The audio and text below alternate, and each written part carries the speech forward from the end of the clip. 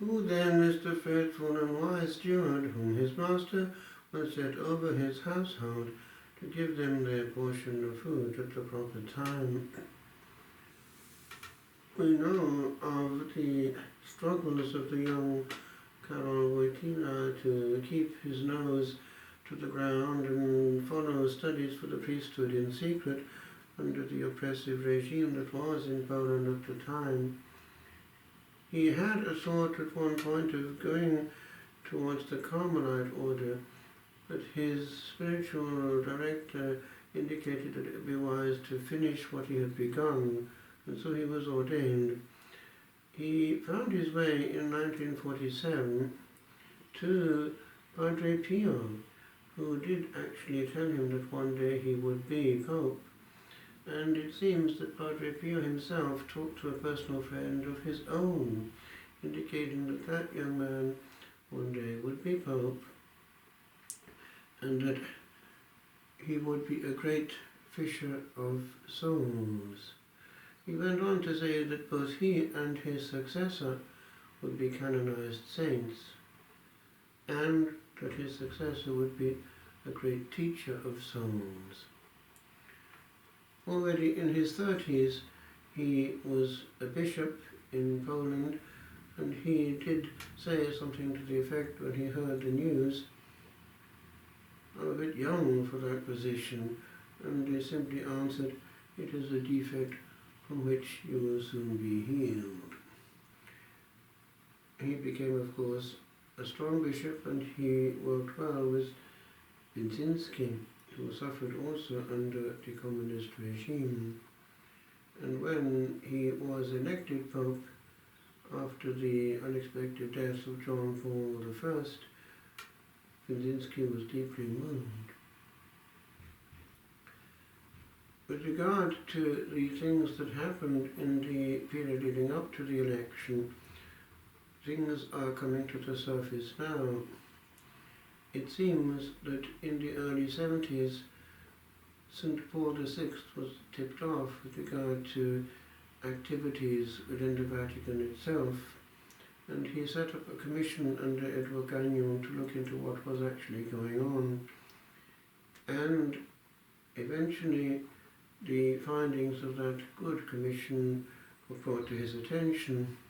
And when he saw the names of high-ranking people in the Vatican who were Freemasons, he was quite taken aback.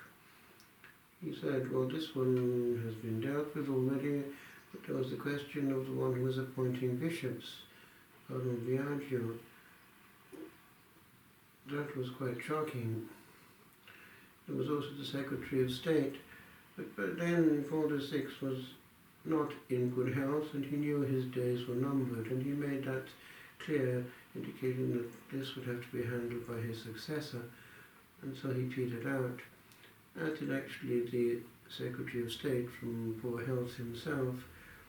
But then when it came to the election of John Paul I, he was aware of things and he wanted the results of this commission, and Gagnon went to him, as a result of which the Pope immediately contacted Cardinal Biagio, who was looking after the appointing of bishops, and wanted to see him. And he answered that he couldn't in office hours, he was busy with all the appointments, and so the Pope insisted, well, you can come after office hours.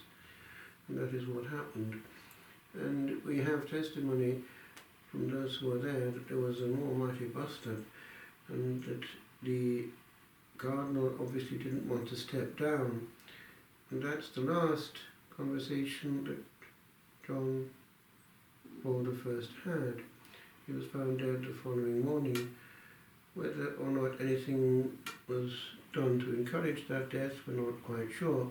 It could have been simply that his heart was weak and didn't bear the strain of that huge shock. So, John Paul II was elected. He actually eventually did get wind of what had happened.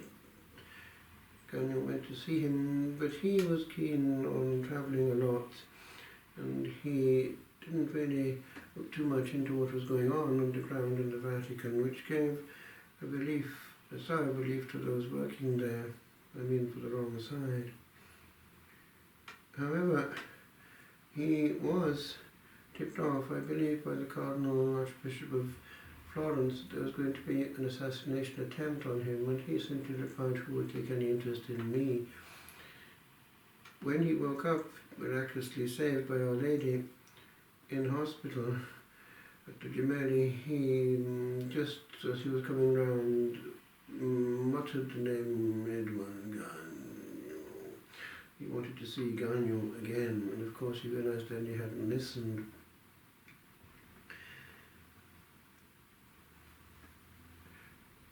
With regard to the eventual pontificate of John Paul II, he, of course, brought into relief the message of Fatima, given the date, and the bullet is now in the crown of Our Lady of Fatima, and he was all Our Lady's totus tuus. He worked hand in hand with Cardinal Ratzinger, whom he kept in office way after his retirement age, and they were complementary. And he had the intuition that Ratzinger one day would succeed him.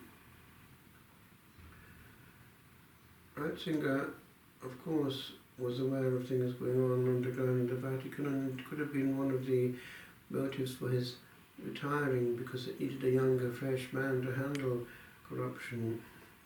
Somebody who was working in the Vatican Bank was interviewed one day, and he did say, in answer to the question how he saw the Vatican Bank, the Vatican Bank is a great washing machine. And it's hard to stop it, because Pope Francis was given the mandate to clear up the mess.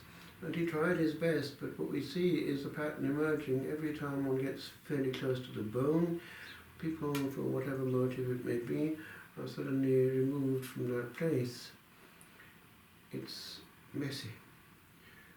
Now Leo XIV has to step into that very difficult situation and try to keep all the elements of the massive body in harmony, all the extremes and all the undercurrents.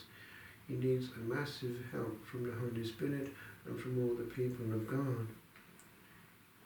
In student days, I was moved by the fact that in these public defences that we had as students, if one was doing the doctrine, it was always in the same place that others had been before, because there's one exam hall where that happens, and the place where one stands or sits to defend one's thesis is always the same. And the old urn with black and white balls are still there for the voting. So that's where John Paul II stood, and also the young Leo XIV. There's a continuity, and he came to give us a lecture one day in his own university.